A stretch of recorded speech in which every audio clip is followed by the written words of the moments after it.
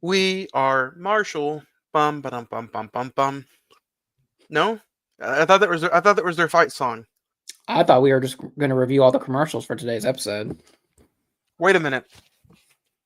So we're not in good hands. We're with Matthew, so we're in good hands. Matthew Fox. Not that Matthew. I was talking about McConaughey, but sure.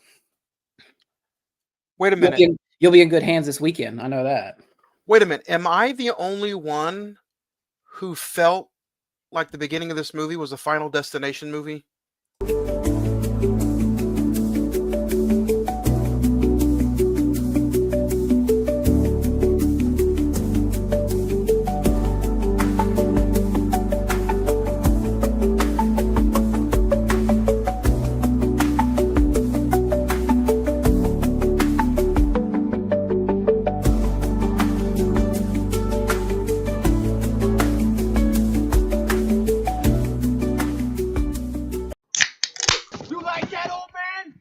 Piece of me? Do I feel lucky? Well, do you, punk? Good morning, Vietnam! I love the smell of napalm in the morning. You're gonna need a bigger boat. I feel the need for speed. I wish I knew how to quit you. Love means never having to say you're sorry. You do? You'll shoot your eye out, kid. What up, film fans? Happy Tuesday. Welcome to episode 363. Welcome to We Are Marshall. You're listening to a brand new episode of the Cine-Men Movie Podcast. I am one of your hosts, Juan, and I am joined by the cast, the crew, my Matthew Fox. Zach? Hey, what's going on, guys? I don't know really how to take that response, but, it's cool. It is another Tippy Top Tuesday here in the good old South. It is a crisp 70 degrees here in Oklahoma City, August 23rd, August 26th, 2025. Zach, man, how have you been? I've been all right. Literally just working, and we talked about it pre-recording, but you ever just want to get rid of just crap in your house that you don't need? It feels really refreshing. What did you get rid of? I got rid of like 4 things of books. I got rid of some clothes. I'm just purging all over the place, and it actually feels real nice. Consent. Yeah.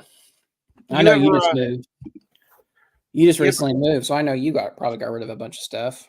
You ever seen the movie Throw Mama from a Train? No, I can't say that I have. Well, I didn't get rid of that, so is that a Dollar General exclusive? Whoa, that's a Billy Crystal 90s movie. Okay, look it up. Throw Mama from a Train. It's a classic. I'm not judging, but I'm just like, where'd you buy it at? Oh, vintage stock. Oh, exactly. I'm surprised you've never seen it. No, I've not seen that movie. I'm not your little Blockbuster behind you in the picture. I don't own every movie in the world. You know what? If you guys did not join us on last week's episode, we had a fun conversation all about One Flew Over the Cuckoo's Nest. Zach, I got to be honest with you. I didn't expect that movie to be that much of a fun conversation. Yeah, it felt like a new watch. Felt like a brand new experience, and yeah, I agree. I thought it would be like a good conversation, but I think the fact that it was just like, I don't know, we had an in-depth conversation about it, and it felt real nice. Anytime you guys join us for an episode, we talk all kinds of movies. If you guys have never seen an episode, or if you guys have never tuned in, this is kind of like a book club. We're just 2, 3, 4, 5 nerds, whoever wants to join in. Sometimes we hang out on the internet, and we talk about movies. We don't give in-depth exclusive interviews. We don't critique movies to where, we go scene by scene by damn scene. We just love hanging out with each other and talking about movies. So this is kind of something that we can do. Like we normally, how do you explain this to somebody who's never listened? We hang out and talk about movies. And Zach's right. This is all physical media. Yeah. It's It's kind not. of It's not CGI. It's not. It's not fake. It's not a background. it's There's it's there's it's blocks. practical effects. All those movies in the background are real. Yeah. It's a paint. It's a painting. Yeah. Um. You just rip it down when we're done with the show. Yeah. But if you guys want to go back and listen to last week's episode or any other episode that we've always had, hit us up on the social media, facebook.com/the Cine-Men Movie Podcast. The Instagram is all one word, the Cine-Men Movie Podcast. X is at Cinnamon405. And then the email, CINEMEN921 at gmail.com. We have a San Marcos $100 gift card giveaway that is happening right now. Go back and listen to last week's episode if you want to hear the details, and I'll give them away a little bit later. Again, or if you're watching us on YouTube or Facebook, you're watching us with this movies and the little mess that I have here. That's not CGI. I wish it was. But yeah, join us, hang out with us every single Tuesday. We talk movies, all kinds of stuff. So. We have profile pieces here in a few weeks. We're going to be getting ready for a Matthew McConaughey top 5. Next week, Zach, we're going to be talking about Jaws, our 7th year anniversary, and our top 7 Steven Spielberg films. That should be fun. Oh yeah, that's always like I said. I got a golden notebook over here, all dedicated to Mr. Spielberg. So that'll be coming out of the desk. It's been a long time since we've done like a top 5 list or top 7 or When was the last top 5 we actually did? Was it earlier this year? Because we haven't done one probably since. I know we haven't done one this whole summer. So since our favorite movies in last year. yeah, so that was March, I think. Yeah, February. We did it early this year. Oh yeah, that's right. No. See, like that just proves like how fast time is going. Like I can't even remember what we talked about last week, much less February. Yeah, Weapons, Happy Gilmore 2, and One Which Flew Over.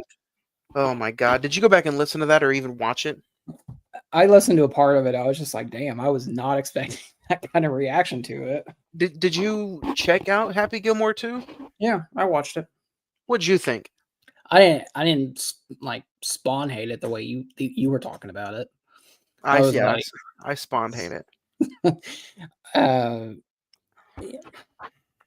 It's Sandler doing Sandler. I mean, that at the end of the day, that's what it is. So, I know you adore that original film. So it's just must have been like a real punch in the gut when you watch that. I felt like I was watching Hoobie Halloween. Oh, that's pretty bad. Recent watches and recommendations. We hang out and talk about maybe some stuff that we've watched over the week or that we would recommend to each other or listeners. Zach, you want to go first? Yeah, it's a short week. I finally got through. I did like a watch of Shifting Gears, the Tim Allen show that came out early this year. Season 2 comes out starts October 1st, I think. But 10 episodes. Tim Allen doing Tim Allen things, and then watch the phenomenal documentary Jaws at 50, the definitive inside story.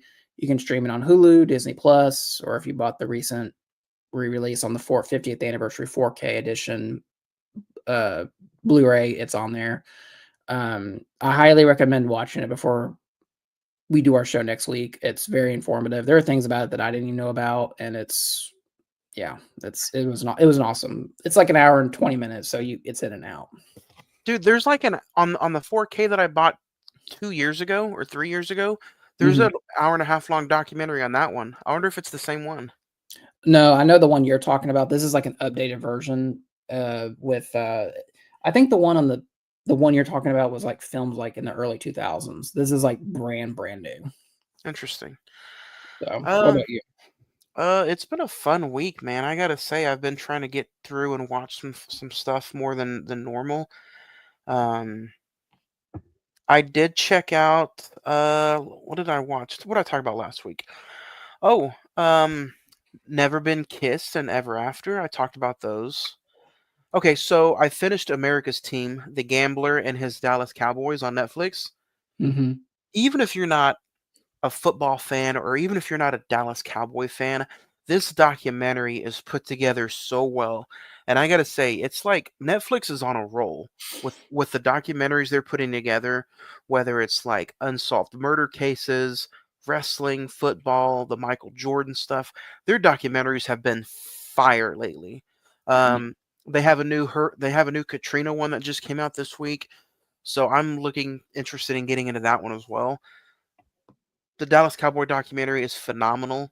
Like I said, even if you're not a sports fan, I think I would put this up there with the Michael Jordan, The Last Dance. The Last Dance. Yeah. So I would put that up there with that. So if you love documentaries, give that one a shot.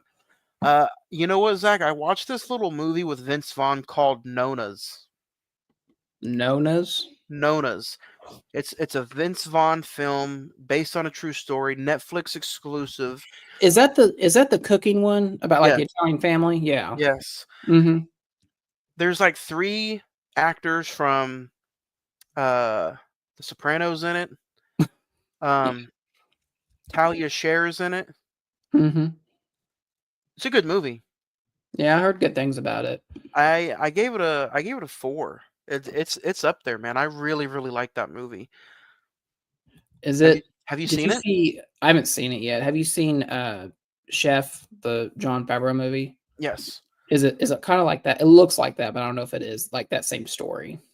No, this one is where pretty much he wants to do something different with his life and he puts together a restaurant and he's like, "Hey, let me bring in real nonas. Let me bring in real grandmas to come in and cook at this restaurant." Hmm. And that's what he does. And it's based on a true story. And in real life, the restaurant is still up and running today. Wow. Okay. So highly recommend that and America's Team. Those are both on Netflix. I rewatched We Are Marshall, obviously for today's episode. You know what a recent watch that I just rewatched again that was a lot better this second time around? The Weird Al Yankovic movie. With Daniel Radcliffe. Yeah. Mm. I laughed numerous times during this rewatch and I had a good time with it. Have you ever seen it? No, I've heard good things about it. Are you preparing to go see Weird Al when he comes here to Oklahoma? Dude, Is that what you do? I want to. Are you going? No. I want to, but he'll be here in a few weeks. I'm like, I don't know if I can gather up the Money. significant funds. But anyway, that movie was phenomenal.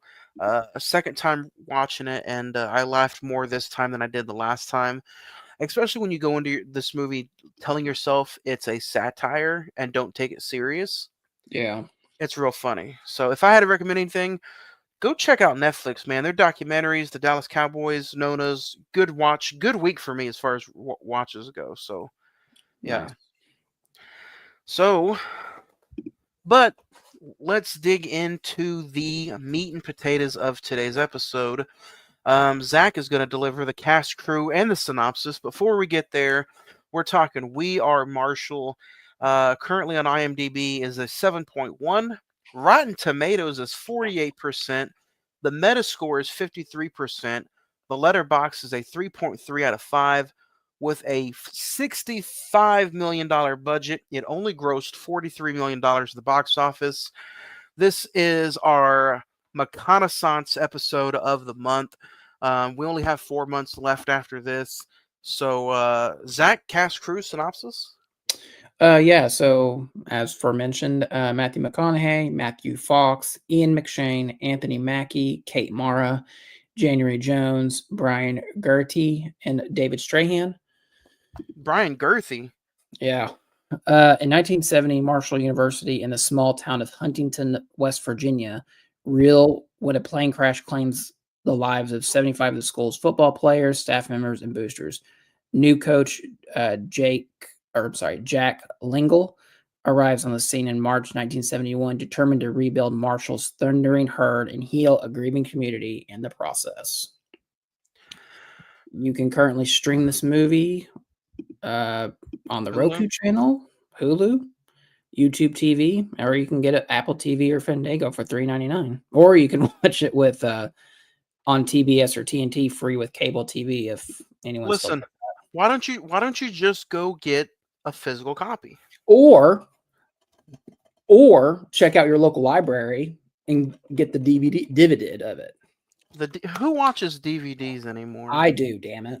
But you know what? There's somebody watching this Free. there's somebody watching this or listening to this that's like, who still gets Blu-rays? Yeah. So anyway, man, let's talk about We Are Marshall. I'll go first. First time watch compared to now. I've seen this movie probably about 3 or 4 times. Before I was so busy, every August, September, I'd always gather up my little football movies, watch me a few movies before, football season kicks off. And believe it or not, this was one of the movies that was not rotated. I did not watch this yearly. I've only seen this like 3 times. This is the first time I've watched it in a minute. When I watched it the first time, I was like, it's a feel good story. This second time around, I had some small nitpicking issues with it, but it was still a feel-good story. What about you? I'm going to be completely honest. I do not remember the last time I've seen this movie. I know I've seen it at some point. It's one of those situations where I know I've watched it. I know certain scenes pop out as I was watching it, but I can't remember the first time I saw it. This time watch, I'm kind of like you. I've got some nitpicks about it, but at the end of the day, it's a very traditional sports movie. So I don't know if that's good or bad, or we'll get into it. In the comments of our good legendary Lee Corso, who's going to retire this Saturday during college game day during the Texas-Ohio State game. Not so fast, buddy. I kind of feel the same way. To me, a real life incident that is so tragic that the football program almost completely just never recovered. If you ask certain people, they never recovered in the 70s because they lost so many games. And there's still some other schools out there like a Wichita State. They had a plane crash with their football program and they never recovered. They still don't have football to this day. Mm-hmm. So that being said, I think a movie can be so traumatic, or events. Let's say that events can be so traumatic and just so hard to put together in a storybook or in a movie that some stories shouldn't be told into a movie. Yeah. I think We Are Marshall is one of those stories that should not have been turned into a movie. Yeah, I mean, the movie is so, given the subject matter, you completely understand, but it's so emotionally heavy-handed to the point where, like, when we actually get to the sports, I feel like the emotional weight of the movie overshadows that. Like, in my opinion, like, when we got to the sports sequences, I was just kind of like, okay, we're still You don't care about the sports scenes. Yeah, exactly. And so I'm kind of the opposite. Well, no, I'm the same, but for different reasons. I didn't care about the sports scenes, but I was nitpicking this movie so bad that the sports scenes to me weren't done good enough. They're very generic, if that makes sense. It's almost like it does make sense. This movie felt like I was watching like a made for Hallmark TV channel movie. Exactly. Yes. And even though Matthew McConaughey is in it, Matthew McConaughey, let's take a look at this picture right here. Bam! Right there. What is that? That is a Southern Texas man who, no matter what you do, you cannot grope the Texas accent out of this man. Yeah. And I love Matthew McConaughey. I like all of his movies. We're about to talk about Next Generation, Texas Chainsaw Massacre in a few weeks. So don't get me wrong. I love Matthew McConaughey. I got COVID that day. I can't do it. No, you're not. No, you're not. So, but no matter what, he cannot not do the Texas accent. So I think Coach Langrel is a Ohio boy. He's an Ohio man, and they have him still talking like a Southern Texan. Yeah. It doesn't work, honestly. It doesn't work, and obviously, like the events were so traumatic. But I am just not buying, even though this movie is almost 20 years old. I'm not buying some of the characters in this movie because it did feel just made for TV Hallmark like movie. Yeah, and I'm gonna be completely honest, and I feel like I'm like cutting the legs out from it in this movie. The I feel like there's two things. One, I think it was kind of smart not to actually show the plane crash. We actually, we're on the plane and like the lights go out and it like fades to black. It just goes to black, and we actually see the crash scene. We don't see the plane actually go down, but I But feel what, like if this movie, well, we see it from a distance, but we don't actually see, we don't get like a Michael Bay sequence or anything like that. you don't get a Final Destination plane scene. Explosion. Yeah. I think that was smart. I think if this movie was made today, we would go all out and do that. But the other part of it is that like we don't spend any time with these characters. We have like the opening like football sequence or the game. Like we get Robert Patrick, we get the main quarterback, we get Kate Mara as the cheerleader, and we don't even get to know like any of the real players that ultimately pass away. And so we just, we get Anthony Mackie's character and his group. They don't get to play the game and they don't get on the plane. But there's no. So I got to step in because I think a movie like this and the There's no story. connection, is what I guess what I'm trying to say. Well, the story is so real and traumatic that I think that opening plane crash, you don't need a feeling, you don't need character development. It's so bad that you feel for the players who passed in later scenes. Like I thought the most emotional sequence of the movie was after the plane crash, and you see like the multiple. It's like a wide shot of like the cemetery, and there's multiple funerals going on at the same time. Well, so let me back up a minute. One of the most traumatic scenes in this movie is when Nate and other players get to the actual site and the plane is on fire and they're like, boys, there is no front of this plane. That's a traumatic scene. Yeah. And then you go back and you Google real life photos of the incident, and dude, it is horrific. It Yeah. is scary. It's a black and white eerie feeling. The photos are insane. But what I mean by you feel for the players who died in later scenes, best scene of the movie is when Matthew McConaughey takes the team after I think they lost 1 or 2 games and they're still looking for that first win, and he takes them to the funeral home, the graves, Grave site, yeah, the grave site, and he gives his speech, which Texas accent or not, Matthew McConaughey kills he the can give a scene. speech. Yeah, he gives the speech, and by the way, I hope he gives the speech before Texas plays Ohio State Saturday because that got me fired up and amped up. But I don't know what that is, but I'll get weird email. I'll get weird text on Saturday about different things. dude, I almost want to talk about Jaws Friday night.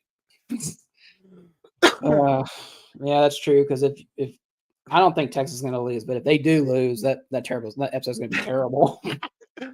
No, but going back to the movie, when he tells them that there's no more funerals after today, and he's like, we're gonna go out, we're gonna win this game, like that is where you feel for all the players who passed away in the plane crash. Yeah, I would agree. That is one of the better moments in the movie. And then going back to like the actual plane site crash where everything's on fire, and the Ian McShane character, who's the father of the quarterback, Paul Griffin, when the fire department or whoever it is comes up there and says like, don't, you just no, like you could see the hurt on his face, and it's just that really shows. Dude, And like Ian McShane has not aged one bit, and I feel like he was about to go get the Baba Yaga to like to fend for his son's life in this movie, and I'm like, It's weird. It's like a John Wick prequel. Didn't know that was a thing. In McShane just did not age, and I'm like, dude, this movie was almost 20 years ago, and the dude still can. Looks the same. But after seeing him in John Wick, I did not believe the blue collar dad hard hat guy.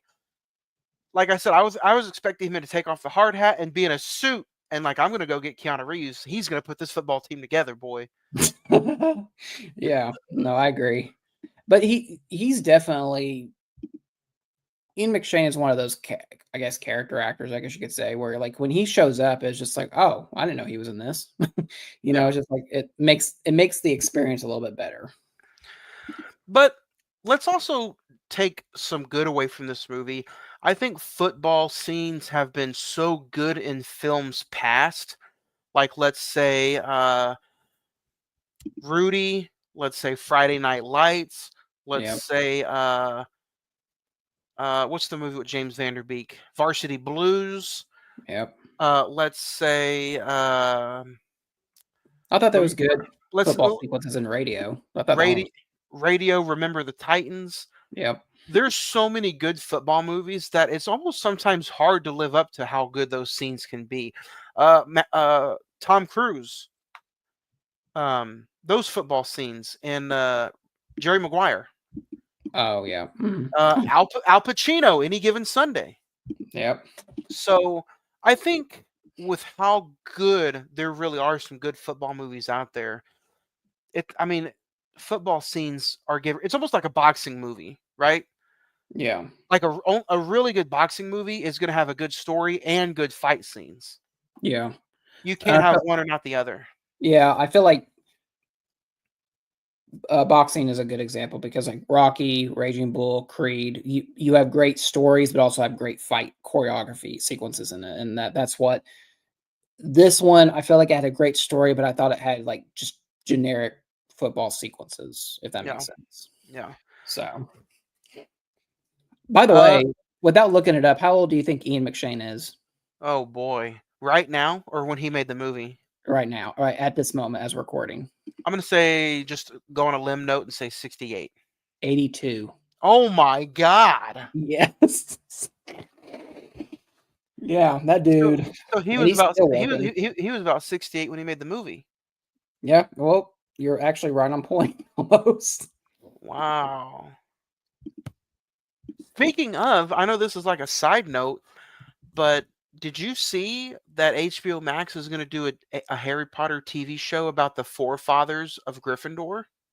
Yeah. Or not Gryffindor, but like Gryffindor's. Hogwarts. Yeah. Yeah. They have Tom Hiddleston is going to play Slytherin. Yeah. And Henry Cavill. You do not seem interested in this at all. Listen. I'm all for Harry Potter. I'm hesitantly excited about this TV show that they're doing with, I guess each season is going to be one of the books. Yep. Do we need spinoffs? Do we need that? We tried that with Fantastic Beasts and it didn't work so well. Well, when you get Tom Hiddleston to sign up for something and Henry Cavill, I'm all in. You're just like, you want to go ahead and renew your HBO Max subscription. And then I heard, because there's only one cast member of the Harry Potter TV show that hasn't been announced yet, and I heard that they have Cillian Murphy signed up to possibly be Voldemort. Which, I mean, that would save any TV show that anybody might have had negative feelings about. If they announced right now that Cillian Murphy is going to be Voldemort, we're in good hands. Like, okay, they said they're not going to announce it until you see him in the TV show. Which that's cool. That's what I think that's a great way of getting people excited. You actually make people tune in to see who's going to play these characters instead of saying, "Oh, Henry Cavill's going to be Voldemort," and then like 2 months before the show comes out, "Oh, never mind. It's not gonna happen." Just let it be a surprise. How about that? Yeah. If it's an unknown person, then which Voldemort's a really big character, which I'm sorry, this is our Harry Potter spinoff podcast. Voldemort's a big character, so I think like Ralph Fiennes with the movies, they're going to have to put someone like a pretty big name in that role. Yeah. John Lithgow is doing Dumbledore, so that kind of makes sense, I think. Fuck. Sorry. That's the point where you jump off. He's gonna have his Lord Farquaad accent. Oh my god. He's not an English actor, is he? No, he's an American actor. No, So why is he playing Dumbledore? I don't know. Anyway, Why let's is Matthew McConaughey playing a Ohio coach? let's go to some of the scenes where now he's a big name actor. He's a multi-paid $1 million MCU star. Anthony Mackie in this movie was a joy to watch, even though he wasn't really in it much. When he Yeah. was on screen, you're just kind of like, man, I feel for every emotion that guy's going through. Yeah, and what's weird about it is like when you kind of go back and look at his filmography, it's almost like, oh, I forgot he was even in that. We know him so much now as Falcon / Captain America, but it's just like this guy's been in a lot of stuff. Like He's old. He's old as dirt, dude. He was born in 78. yeah, he's 46 now. Yeah, Yeah, he's about as old as America. well, maybe not that old, but You know what they say, brother? Black don't crack, baby. you say that, or like other people say that, and you just repeat what other people say. No, man, he looks good for his age, man. Matthew Fox wasn't very. I don't like that dude. There's just something about him I just do not like. You know who would have been a good, maybe like a good, maybe side piece to this instead of Matthew Fox would probably be. I know he's probably a lot younger than he's a lot older than Matthew Fox, but I did enjoy David Strahan Mm-hmm. I think as he the should have been the assistant coach. as the president. I thought he's always mixed in there. He's kind of like Barry Pepper. When Barry Pepper's in something, you're like, oh man, he's good in every little thing he does. Yeah, That's kind of how I feel about Daniel Strahan. yeah, I agree. I think he's. Did you ever see Good Night and Good Luck, the George Clooney movie? It's a good movie. Yeah, I did. He's phenomenal in that. Yeah. The director MCG. McG? You don't know McG, bro? I don't know McG. I was thinking of I was like, is he related to MC Hammer, or are No. those two different things? So Now let me pull up McG's he filmography, and I want to list is, off some things. is he MGK's cousin or something? No. So he's but the two films he did before this was the Charlie's Angels movies with Cameron Diaz, Charlie's Angels and Full Throttle. Interesting. He's done after this. He did Terminator Salvation, This Means War, the Reese Witherspoon, Tom Hardy, Chris Pine movie. Oh, that's funny. 3 Days to Kill with Kevin Costner. He did the babysitter movies on Netflix. And then the last one he did was Uglies, which came out last year, which I've heard is pretty bad. So he's done pretty like blockbuster type films. Yeah. Oh, I forgot about Invincible. Oh, Invincible, yeah. I'm gonna be honest with you. I haven't seen Invincible in a long time, but I think I like that one better than this one. Same thing with The Express. Have you seen The Express? Is that the one with about oh god, what's his name? Jim Brown? Or no, Ernie Davis. Yeah, Ernie Davis, yep. But yeah, Draft Day is a very good football movie with Kevin Costner. Yep. The Blind Side. Eh. Oh, your favorite football movie of all time, The Waterboy. Mm-hmm. The Longest Yard. Hey, what do I mean? I was hoping there was a third Adam Sandler football movie, but there's not one that's popping up. No, it's just The Longest Yard. And what about The Replacements with Keanu Reeves? Dude, I haven't seen that movie in such a long time, but that's another one I should put on the watch list. All the Right Moves, is that Tom Cruise? Yeah. Yeah. Hmm. Yeah, Any there's a given, bunch of football movies. it's not a football movie, but you know what's really good is Coach Carter. Oh, Coach Carter's really good. We might have to do A sports top 5 movie. yeah. We can RIP to the sports breakers. Yeah, we can do a top 5 sports movies one day. Uh, and you know the movie. I like the way the movie started off. You know, going back in the guy is open. He throws the ball, corner of the end zone. Oh, and then he drops it. That just shows to you also, like, A, they were probably cursed, and then B, like, sports is not about you're not gonna win every game. It's almost like the opposite of which the Terminator said at the beginning of the movie. I'll be back. No, the other Terminator, the Silver Terminator. Oh, wow. Robert Patrick. Robert Patrick, yeah, he was like, you don't. It's not how you win the game. It's you play the game to win or lose. Yep. Like, it's kind of the opposite, But Marshall too is also just a really bad football team. Like, I still think personally they never recovered after this. But I do like the highlight at the end of the video package. You got to see, What they happened to everybody? yeah.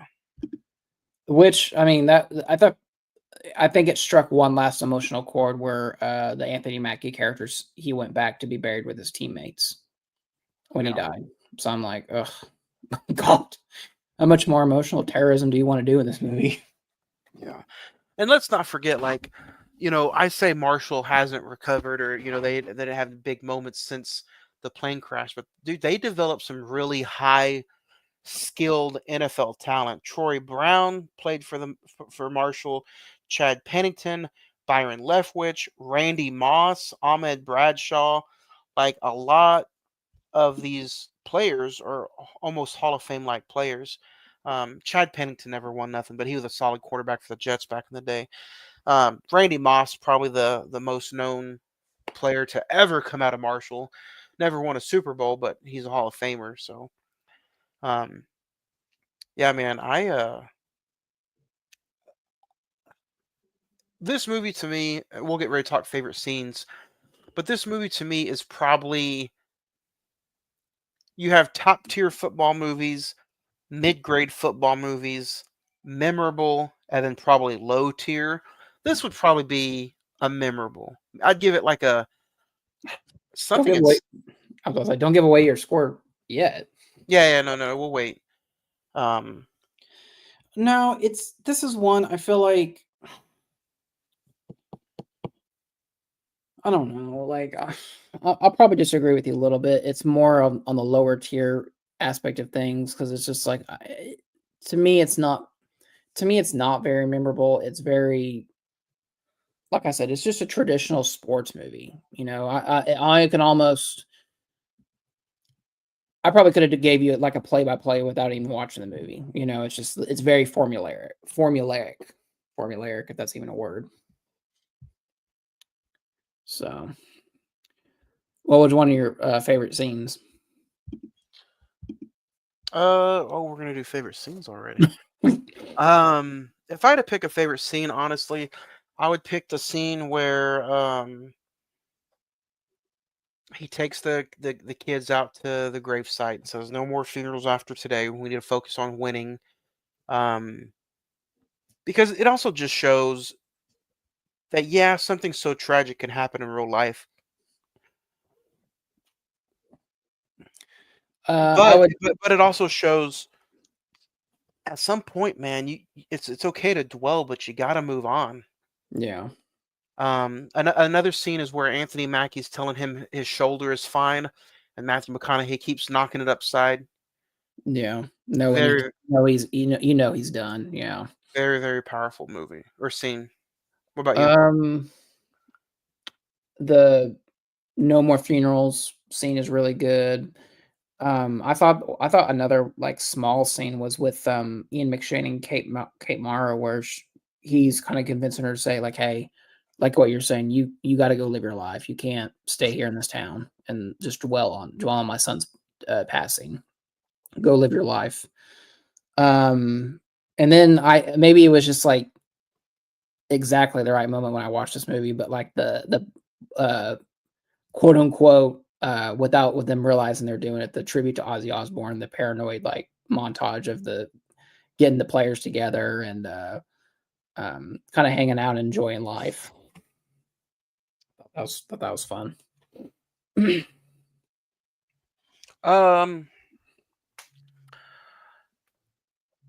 Yeah. You know what also is a joy about this movie is I get to watch Matthew McConaughey eat and talk about apple pie. Yeah, there's something enjoyable about that. I don't know what, but it is. So what would you score? How would you grade this movie out, man? So I think the rewatchability is not going to be up to par like I would want in my football movies that I'm going to grab every fall. So, and Matthew McConaughey, I think we talked about in a movie earlier this year.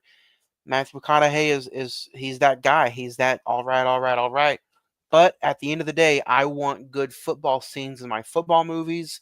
I want, memorable hits. I want memorable stories.